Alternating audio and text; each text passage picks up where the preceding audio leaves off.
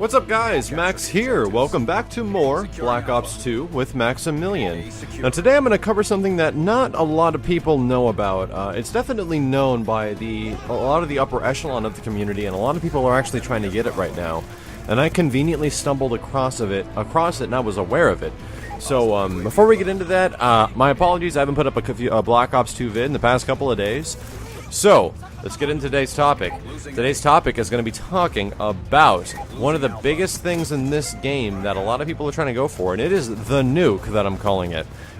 Technically, this game has a quote-unquote nuke, but it's not like a physical nuclear explosion that blows up the entire map, kills the entire enemy team, as you remember from Modern Warfare 3 and Modern Warfare 2.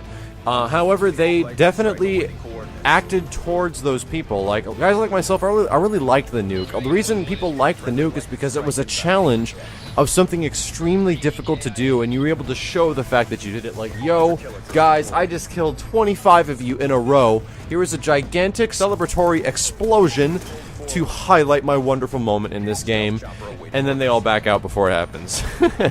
In Black Ops 2, you do not get that explosion. However, getting a quote-unquote nuke or going nuclear in Black Ops 2 is a bit more challenging because it takes 30 kills. That's right, getting a nuke is possible in Black Ops 2. There's no explosion, but you do get a title that explains the fact that you went nuclear on some mofos, and you got 30 kills straight with your weapon without dying. I do not think this actually includes score streak kills. You need to kill everybody with your primary weapon sources or your original loadout. So that's your grenades, your tacticals, your primary weapon, your secondary, whatever is in your class.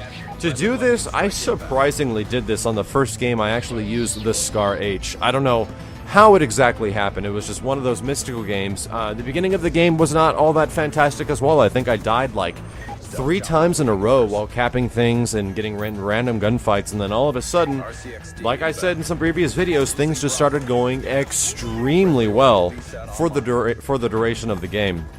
So I was using what I wanted to test out to be the ultimate hacker class.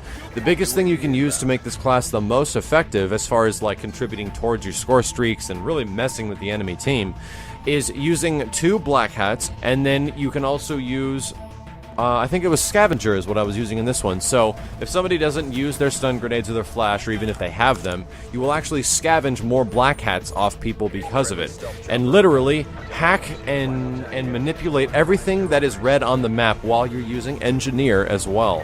So because of this, this allows me to go into a VSAT loop. I made a video about this one earlier. The VSAT loop is actually accomplished not with UAV, counter UAV into orbital VSAT. I find another one to be even more effective and more deadly / damaging, and it's going into the lightning strike kill streak, into a stealth chopper, into the orbital VSAT.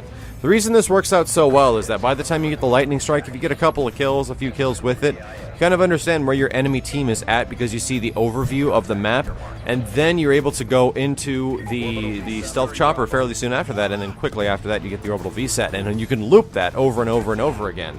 What's lovely about this is that the stealth chopper is getting you kills. They're worried about the orbital VSAT. While they're looking for your orbital VSAT, you hunt the guys down that are trying to get it, and voila, cap a few points, and you're looping this thing like crazy, and that is exactly what happened during this game. In this game, I wasn't even using a silenced weapon, which is what I would actually recommend if you're trying to get something like the nuke, and you're trying to get 30 kills straight. But in this situation here, I was using a hacker setup, running around the map, trying my least possible to put myself into situations that would not put me at an advantage, and being really careful. I don't know about you guys, and I think I've heard a couple of YouTubers talk about this.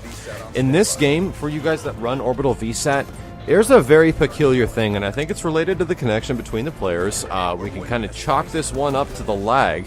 When you have an orbital VSAT and you know some guy is coming around a corner and you're absolutely aware, it doesn't really matter if that guy would be aware of your presence or not. You're going to pre-fire as he turns the corner and you're going to kill him. That's how it worked in the original Black Ops, and you hardly ever lost those firefights regardless of how amazing your connection was. Even in this one, when you have orbital VSAT, you got to be really careful because I lose firefights and I don't convert my orbital VSATs to, you know, swarm loops or whatever. very frequently, almost shocking. Like, it's really weird how even having an orbital VSAT and you aware of your enemy presence, the enemy will come around the corner, and even though you know they're there, you start shooting when they show up. It turns out, well, they actually showed up about a quarter of a second before that actually happened, giving them the drop on you. Even with pre-firing, you don't even really know how much time they had to look at you before you started pre-firing, and I'll find myself dying to people that I know exactly where they are, I'm shooting where they're at, and this never happened in the original Black Ops. You might randomly get killed by some crazy respawn, but when it came to people like turning corners and you knew their location because of a Blackbird, you shot them down. Like, they died really fast. And in Black Ops 2, it's actually a different case. I'm still learning how to properly use the orbital VSAT right now in the current state of Black Ops 2, because when I run orbital VSAT first and I'm going for like a swarm loop, which is, you know, orbital VSAT Warthog or Dogs into swarm, it's really frustrating, man. It's super frustrating when you're in a not that great of a connection game. You manage to get an orbital VSAT, and then some random dude, bro, turning a corner, and you've known he's there for like the past 4 seconds, and you're gonna fire. You're prone on the ground. You know he's gonna show up, and he kills you. It's super disheartening, and I really hope that they finally start fixing some of these lag issues, because that stuff will really break your heart, especially after you work so hard to try to make a comeback.